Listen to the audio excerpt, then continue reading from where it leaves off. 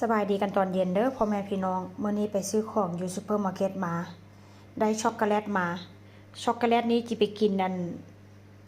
ย้อนหลังวันเกิดบ่อนเฮ็ดงานเพราะว่าอย่างคนที่แบบว่าเขาเจ้าไปเฮ็ดงานนะพี่น้องวันเกิดเขาเจ้าเนาะในช่วงสิงหาหรือว่าช่วงเดือน6นะแต่ว่าเป็นช่วงวันที่แบบว่าช่วงวันหยุดแล้วเนาะเพราะว่าโรงเรียนเข้าตั้งแต่6เดือนเพราะฉะนั้นแล้วค่อยก็เลยจะไปกินย้อนหลังค่อยก็เลยซื้อช็อกโกแลตนี้ไปแล้วก็เป็นอันนี้ขนมอันนี้แซ่บพี่น้องอันนี้10 ยูโรกล่องนี่นะก็300 กว่าบาทพี่น้องขาดบอกกี่เซน10 ยูโรว่าเช่นซะตีไป350ซะเนาะขาด350แต่ว่าขาดไปบอกกี่บาทนี่ล่ะ350แล้วอันนี้เด้อันนี้พี่น้องแซ่บกล่องนี้นะกล่องนี้เกือบ6 ยูโรคูณเอาเด้อ1 ยูโร35 บาทนี่นะแต่ว่ากระแซบขนาดไหนมี14อันพี่น้อง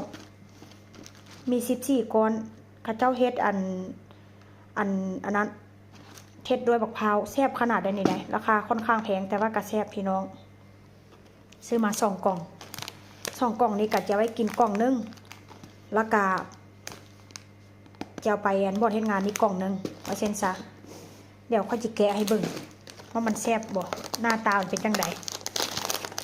จิแกะให้เบิ่งพี่น้องเห็นบ่ข้างในก็จะเป็นก้อนแบบนี้แต่ว่าแซ่บพี่น้องเลยเห็นบ่ก้อนน้อยๆจังไดแต่ว่าแซ่บขนาดนี้ไดมันก็สมกับราคาหั่นล่ะพี่น้องแซ่บคักแซ่บแน่ค่อยจิแกะให้เบิ่งเด้อนี่แกะออกมานี่หอมมะพร้าวแบบนี้เลยค่อนข้างจะมีรสชาติแซ่บแล้วก็บ่ค่อยหวานปานใดผู้ใดติดกินแล้วก็ติดใจแต่ว่าก็ซื้อมากินแบบโดนซื้อมาเทื่อนึงเนาะเพราะว่าอย่างมันราคาค่อนข้างแพงว่าเช่นซะ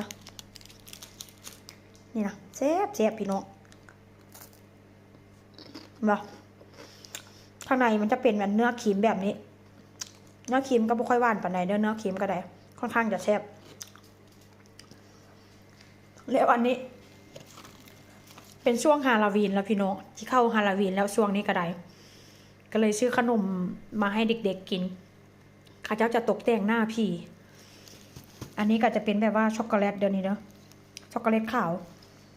แล้วอันนี้ก็เป็นช็อกโกแลตดำแล้วก็สอดไส้ด้วยครี